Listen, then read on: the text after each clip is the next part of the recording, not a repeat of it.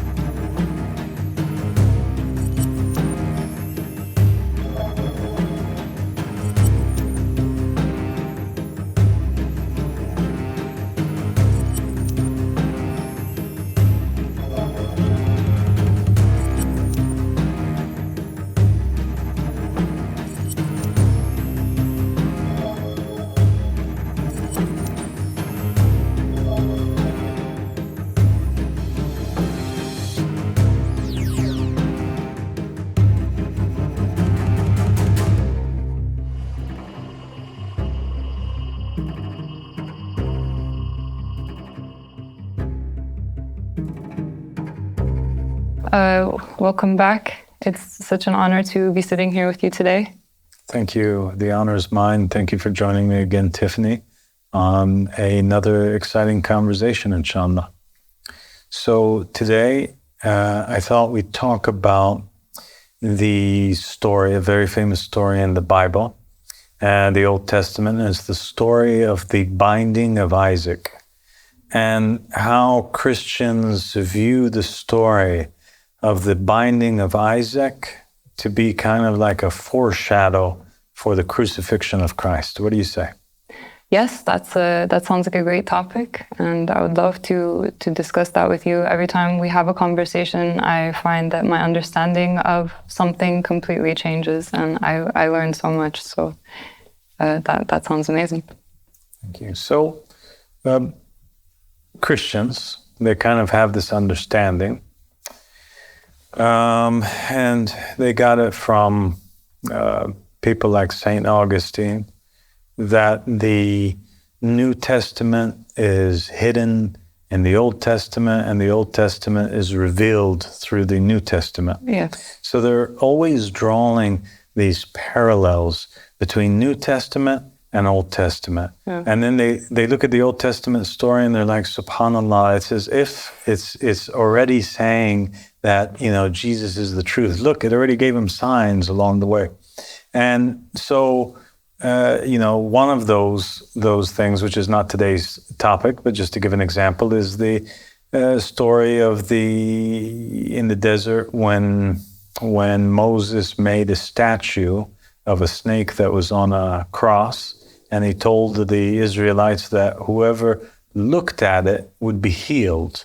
And so the Christians would look at the story in the Old Testament and they would say, wow, so it's like the same way that the Israelites would look at the serpent on the cross and they would be healed in the time of Moses, as are we in the New Testament. Whoever looks upon Jesus on the cross then is healed too, and he's forgiven from all sins. Yeah. So, let's jump right in. Tell us about the story of the binding of Isaac. Okay. So I'm familiar with what you were talking about. It's the scholars call it typology. They look at like a certain wording of something or a symbol that's appearing in the Old Testament, and they say that it's fulfilled in the New Testament. And the story that you're talking about, the binding of Isaac, has a lot of that. So God tells Abraham, take your one and only son, Isaac, whom you love so much, to the land of Moriah, and there sacrifice him. And it's intended that he will be a burnt offering. So Abraham does that. He gets his son, he gets the wood and the fire and the knife, and they go on their journey to Mount Moriah, or to Moriah, and ascend a mountain there. And then at the last moment, there's a switch. He's supposed to sacrifice his son Isaac, and then God replaces it at the last second, and his son is spared. So this story, the Christians, they see that Jesus, the story of Jesus, and a lot of the language used in the story of Abraham and Isaac and the story of Jesus is the same. They see that the concept of him being a sacrifice, a sacrificial lamb, is the same. So they use these two stories and compare them, and they say that Jesus was the fulfillment in the New Testament of this story in the Old Testament.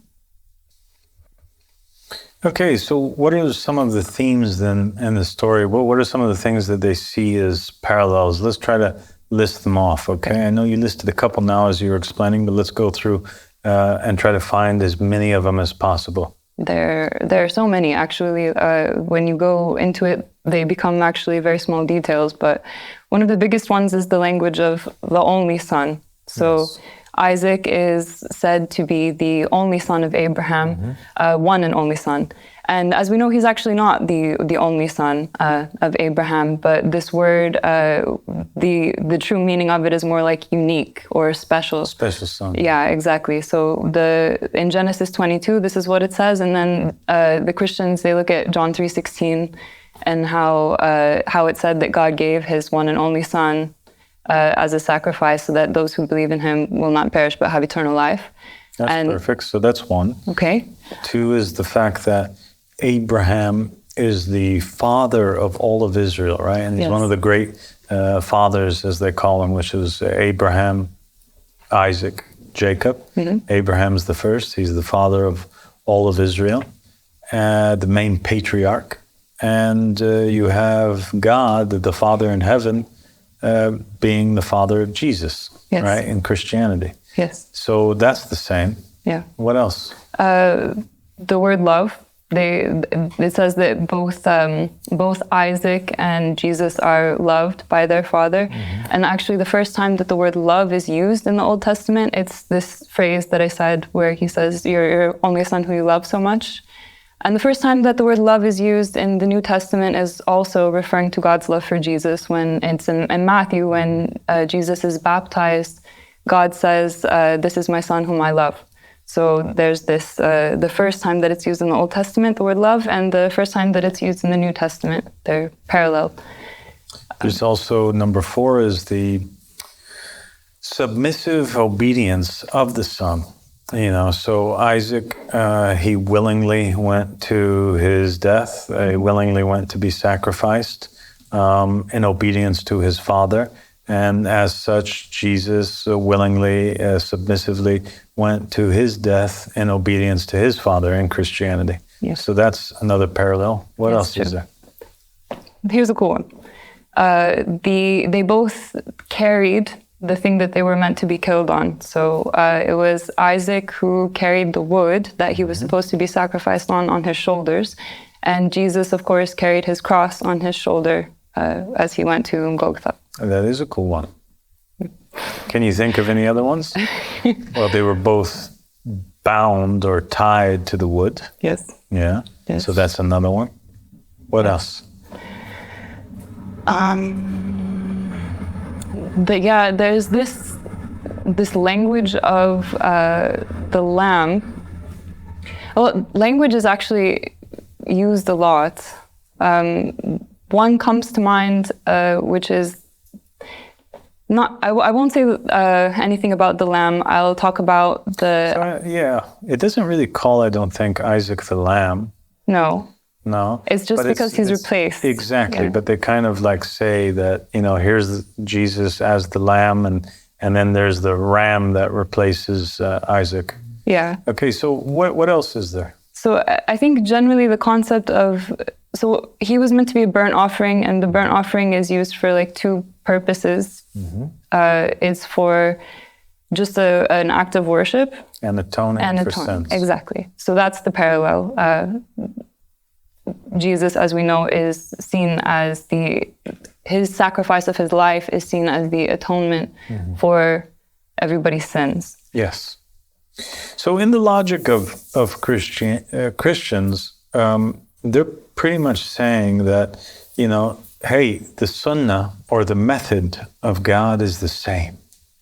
What he does in the Old Testament is what he does in the New Testament. in many ways. Like it's the same thing that's happening. Hence that they're finding these parallels between the Old Testament and the New Testament. They say, look, as God did with Abraham and Isaac, he does with himself and with Jesus, right? Why? Because God's method is the same. It never changes. His sunnah, the sunnah of Allah is one. It never changes, right? Yeah.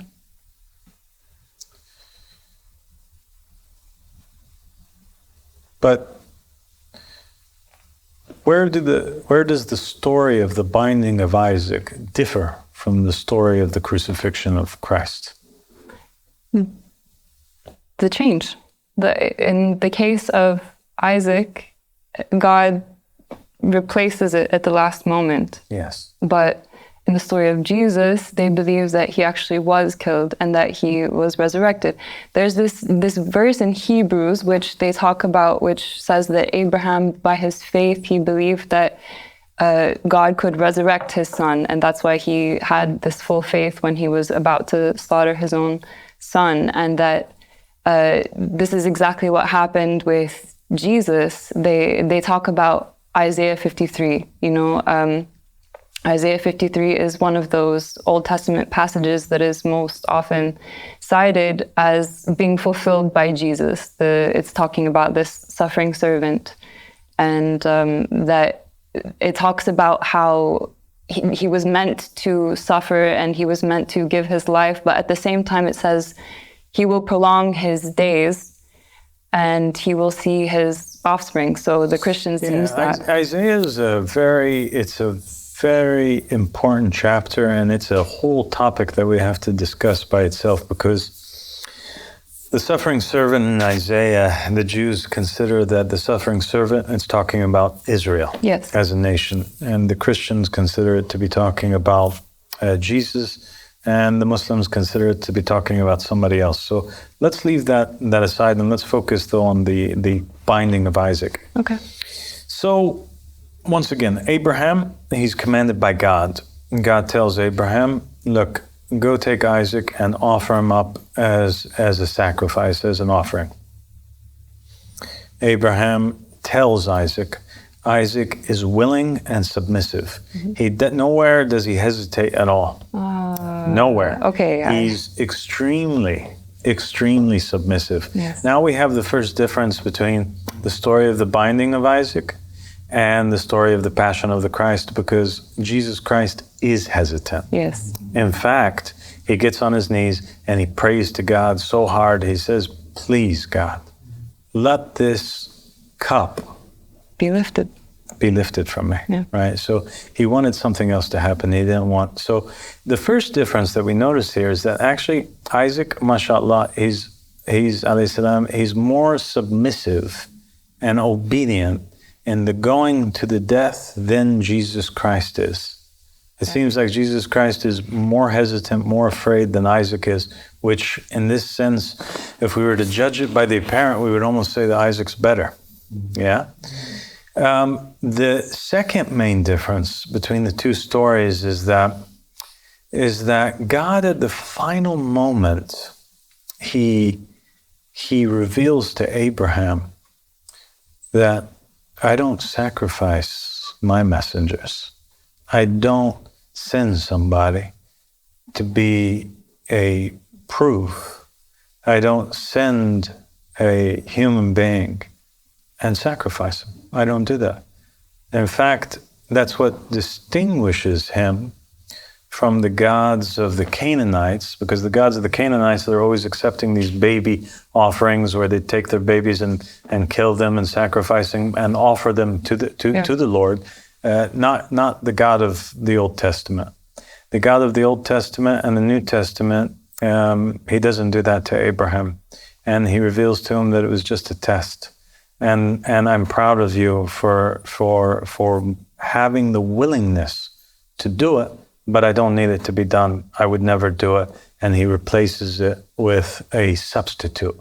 A ram comes, and a ram's a creation of God. It was specifically created to be the substitute for Isaac and to take its place. And And Abraham takes the ram, he unbinds Isaac, he binds up the ram, he slaughters it, he sprinkles the blood on the altar, and he says, "Oh God, accept the blood of this ram in the place of Isaac." Yes. As to where in Christianity, and that's where it's not a foreshadowing of the story, it's impossible, because God in the New Testament does something completely different. Yeah. What he does is, according to the Christians, according to the New Testament, is that he actually sacrifices his son. Yeah. And so maybe somebody says, okay, well, that's to prove that, God the Father is better than Abraham, because he was actually, but it doesn't make sense, because Abraham was willing to do it. Mm-hmm. So what's the difference? That there's no argument there. It's not like Abraham was hesitating and then God's like, hey, this is how it's really done.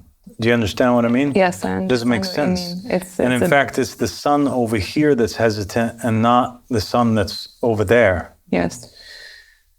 But what the story of the binding of Isaac is a foreshadowing of, and then it makes complete sense in the Muslim narrative of the crucifixion of Christ. Yeah. What happens is identical, step by step, word for word, as it was in the Old Testament. In the Old Testament, we told the story. In the New Testament, we told the story. The Islamic version of it is that basically Jesus was not meant to be a sacrifice. He was meant to be obeyed, but it's the bad people who betrayed him, and the bad people arrested him, and the bad people were taking him to sacrifice him.